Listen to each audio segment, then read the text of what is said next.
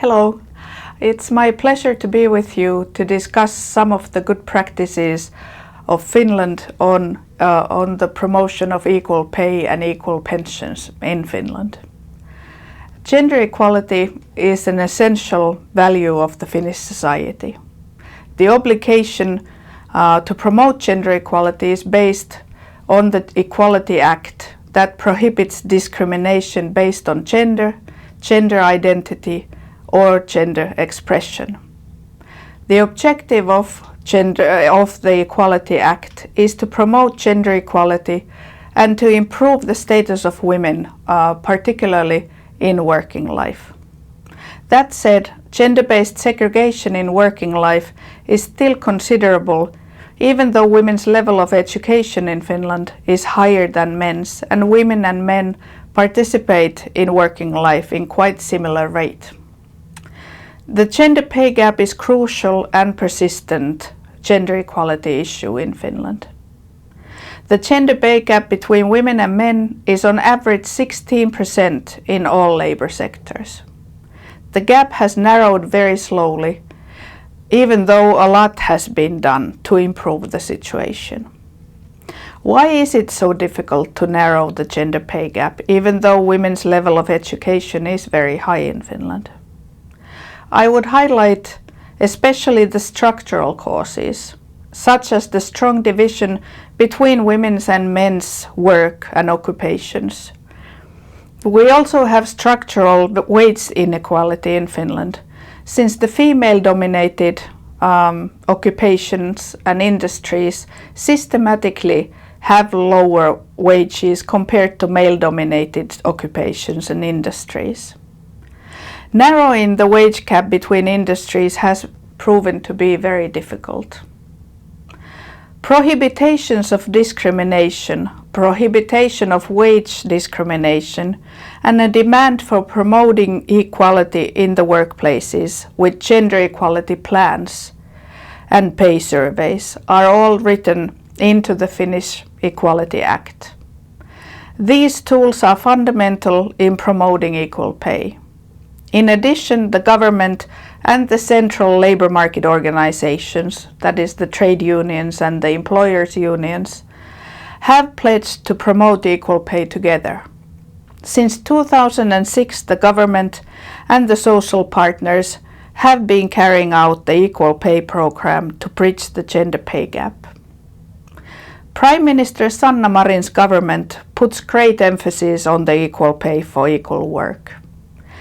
The gender pay gap will be bridged in the years 2020 to 2023 with an extensive collection of measures that includes improving the pay transparency in the Equality Act, various development projects and shared actions of the government and the central labor market organizations. Next, I will take a closer look at these measures. First, about pay transparency. It's difficult to intervene pay discrimination if there is no transparency on staff's wages. In workplaces, employer representatives will not be able to intervene the unjustified pay differences if there is no sufficient information available. All the employees should also be informed about the wages so that active discussions and interventions are possible in all workplaces. In Finland, pay transparency is a very topical issue, and we have had some initiatives relating to it. Regarding the current national legislation, we already have elements that are strongly connected with pay transparency. Especially, I would like to highlight our pay survey legislation.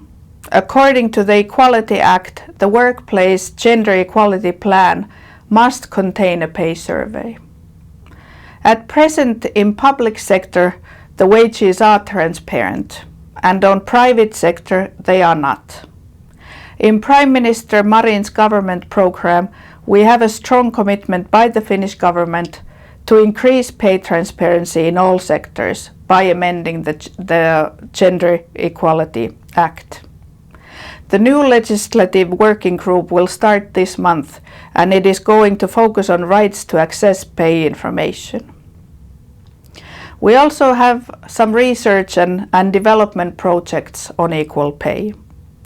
In the next few years, the government program objectives on equal pay will be advanced by a broad research and development project. This project will investigate the assessment criteria of the demands of work from the perspective of equal pay. The research will draw conclusions regarding to how the assessment of the demands of work should be standardized between different sectors and occupations, so that demands of female-dominated fields and occupations could be better recognized. The objective is to develop the payroll system so that they would better support equal pay for work of equal value. The research will be carried out partly as a pilot study in collaboration with labor market organizations, trade unions and companies. There will also be an independent experts who will examine the effects of collective agreements and collective bargaining on equal pay. The research will conduct gender impact assessment on some of the main collective agreements. And this research will provide practical recommendations on the collective agreements. We will also continue with our tripartite equal pay measures. As I said, since 2006, the government and the central labor market organizations have been carrying out the equal pay program to bridge the gender pay gap.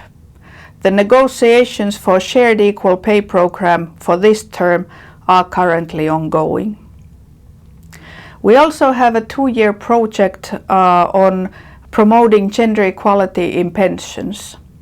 This project is co-funded by the European Union. The objectives of the project is to contribute, of course, to reducing the gender pension gap by raising awareness of the gender pension gap and underlying reasons for it. Also, it will focus on increasing information of the structures and choices affecting the pensions over the life cycles. And the target groups here are the soon-to-be parents and soon-to-retire people. When we look at the research from Finland, we can see that women's pensions are on average 1/5 lower than men's pensions.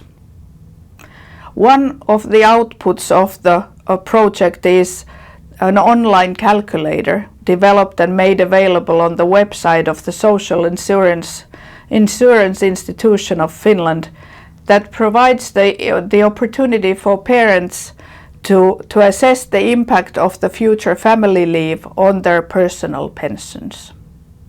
So as you can see, there's a lot of things going on with equal pay and equal pensions in Finland.